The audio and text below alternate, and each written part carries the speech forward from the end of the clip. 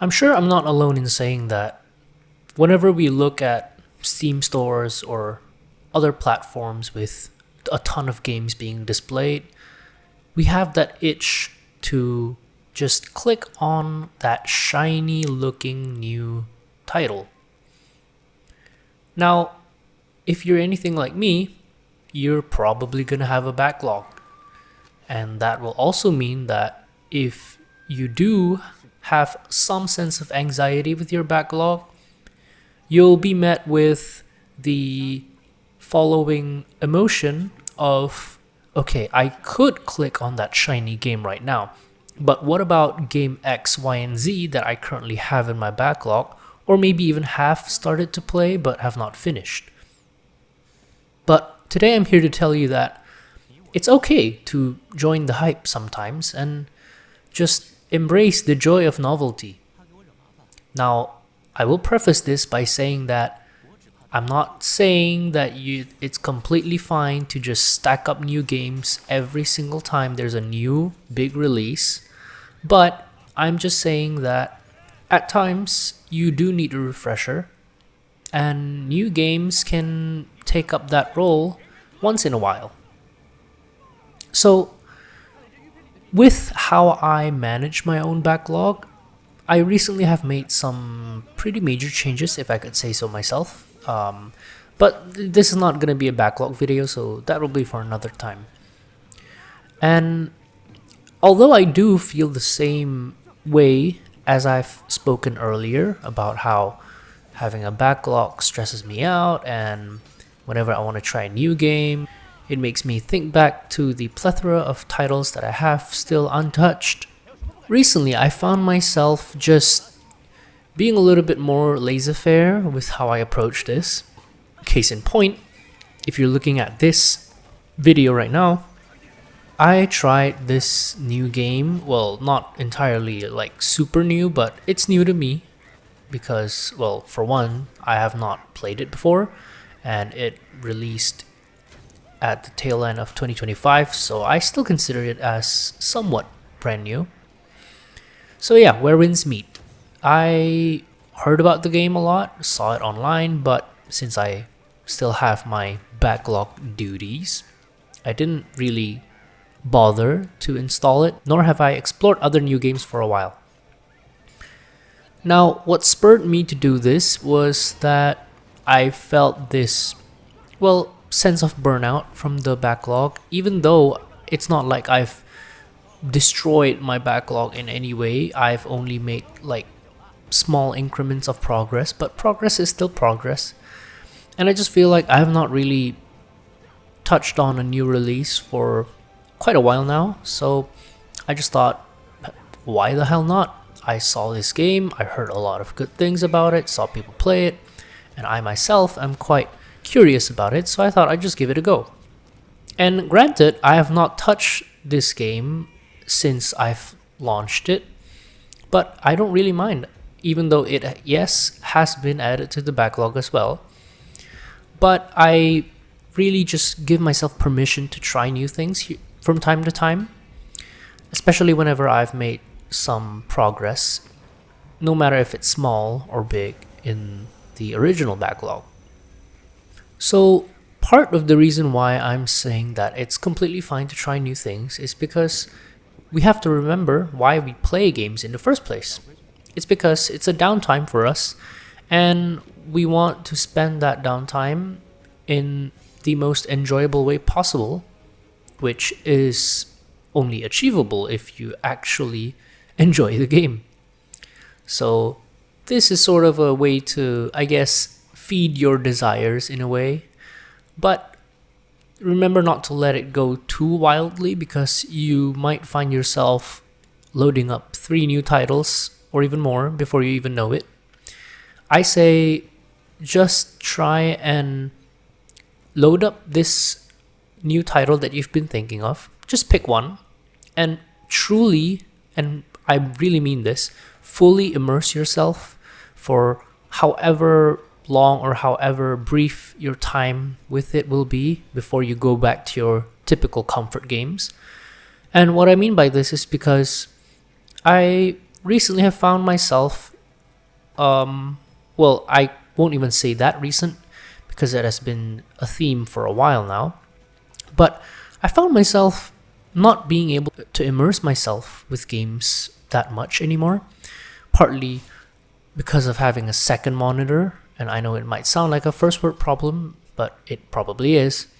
And it's like I have to constantly have a YouTube video or a podcast in the background playing while I'm playing a different game on my main monitor. And in an indirect way, it has also shifted my choices in the games that I load up. Reason being, whenever I have some form of media playing on the second monitor, I feel as though I can't really load up something that will require a certain level of focus from me. And if it's too immersive and requires at least some form of commitment, I won't be able to load up that game because, well, I won't be able to focus, and I want to be able to listen to the video as well, albeit lightly. And I basically just tried to remove my second monitor, which I actually did, and just game on one monitor. And whenever I have the urge to watch a video, I'll just minimize the game or log out of it and pull up the window to watch that media, and say the video was 5 minutes, 10 minutes, 30 minutes, whatever the duration was. I just make myself sit and watch that video to completion to actually appreciate the creative work that has been put into it, so as to not skim through any details that the creator might have intended for the viewers. I tried to, I guess, take back my focus and take back my enjoyment for the immersion of creative media, both in the form of YouTube videos or just movies and shows, and at the same time as well, creative media in the form of games. Because at the end of the day, games are also works of art. So, with having done this for about a week now, I feel a little bit better with how I game, and I'm able to appreciate the worlds that have been built in these games a lot more, appreciate the music, appreciate everything that the developer has intended for the players. And I find that it has made the overall experience of gaming a lot more enjoyable. And if anything, it has sort of removed me from that backlog anxiety that I've talked about before. And believe it or not, I actually deleted my backlog. Yes, you heard it right. So I basically, to put it simply, I use a spreadsheet system, and I also do use Backlogged, the website. But I literally just one day went up to the website, deleted my account, opened up the spreadsheet, deleted the file, and just thought, I'll play whatever I feel like playing at that moment. I want to break free of this backlog anxiety whole shebang, because it just feels a little bit silly that we have turned our hobby or our downtime into a chore. And yeah, I know that this discussion has been beaten at like a dead horse, but I feel that at times we have to reflect and check in with ourselves now and then about what truly matters to us and what's bothering us during these experiences, because it can be taken for granted really easily. And I have been very thankful that I was able to pause, take a second, and really take account of where I currently am with my hobbies and how I'm able to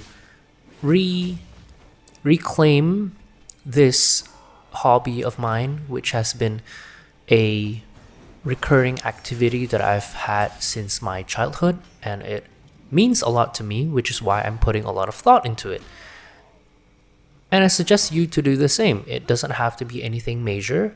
It can just be thinking about how you have been playing your game so far and what changes you might be able to make to it, or modifications that might actually help maximize your experience. Now, I'm not saying maximize in terms of switching everything into the most optimal way of playing, because that will eventually trickle back down to the backlogs.